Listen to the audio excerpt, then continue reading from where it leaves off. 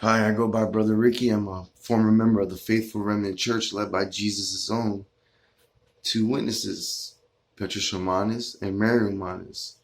Petrus Romanus also goes by the name of Pope Peter the Last. He is the last true pope of this era. The pope that's sitting in the Vatican, Pope Francis, he is the devil incarnate. He is a Mason. He's a false prophet. That being said, I'm going to give you guys a message from the Blessed Virgin Mary, but I'm doing this because yesterday was Mother's Day, and what a better way to celebrate Mother's Day than to give a message to the world from our true mother.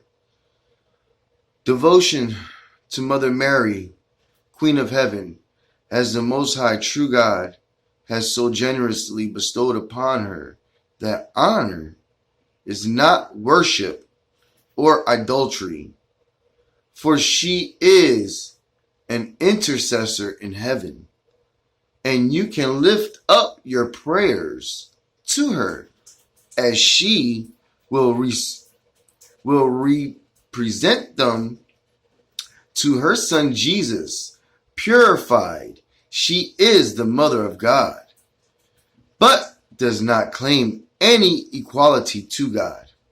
She partakes in his divine nature.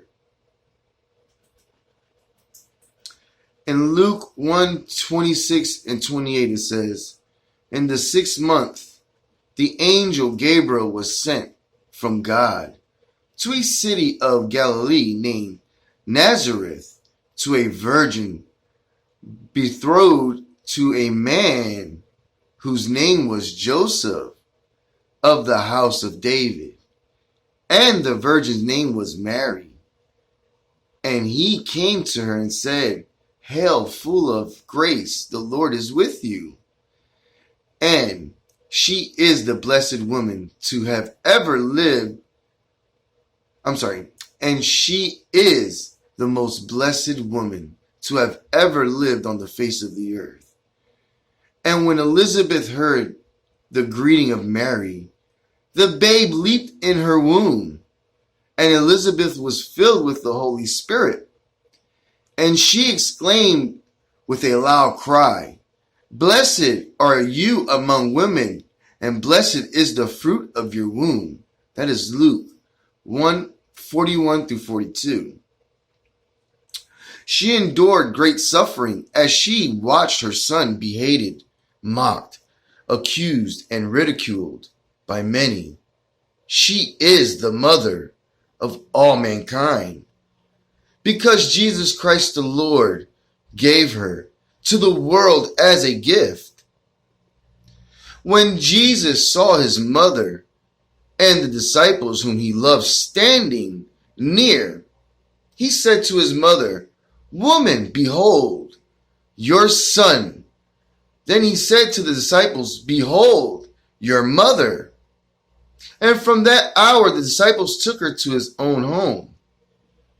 And that was John 19:26 through 27.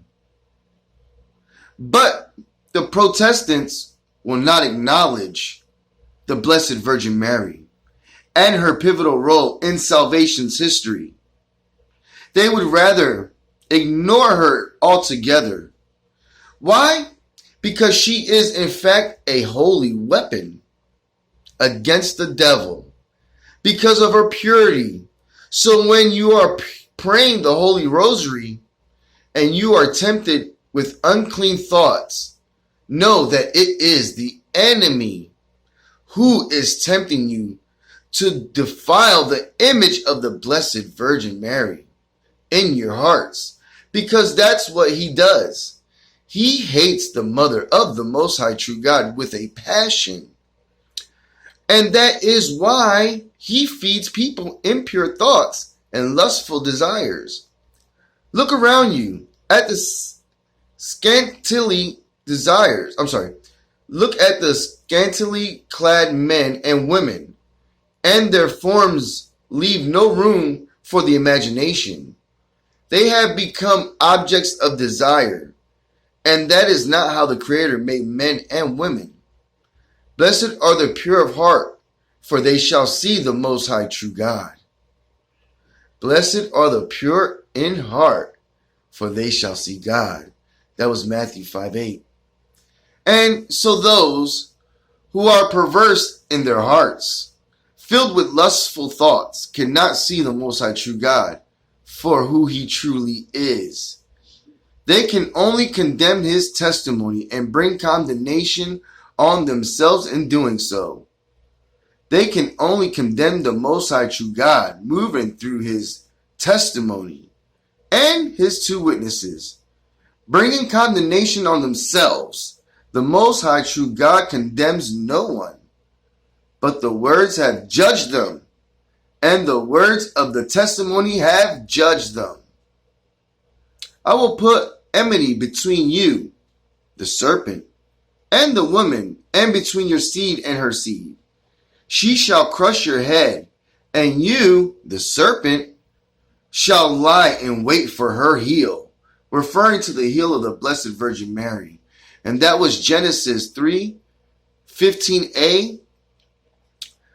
And no, Genesis 3:15b was deliberately and systematically distorted by the Freemasons.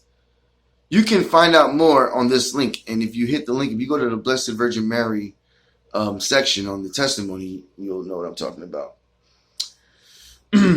The Blessed Virgin Mary will crush the ancient serpent, the devil, and will have victory over him and his followers. And the seeds of her son's kingdom will be planted in the hearts of the faithful remnant. And the offshoots of those seeds will spread into the fullness of the physical era of true peace on earth, which some people think it referred to as New Jerusalem. I will heal their faithlessness. I will love them freely, for my anger has turned from them. For my anger has turned from them. I will be as a dew to Israel. He shall blossom as the lily. He shall strike root as the poplar. His shoots shall spread out. His beauty shall be like the olive, and his fragrance like Lebanon. They shall return and dwell beneath my shadow. They shall flourish as a garden. They shall blossom as the vine. Their fragrance shall be like the vine of Lebanon. That is Hosea 14:4-7. Blessed are the peacemakers, for they shall be called the children of the Most High true God. Blessed are the peacemakers, for they shall be called the sons of God. Matthew 5:9. When Jesus spoke these words, he was actually speaking to his future faithful remnant, who would be called to begin living the era of peace in their hearts, preparing for him to return. And this was an update on June 13th, 2017.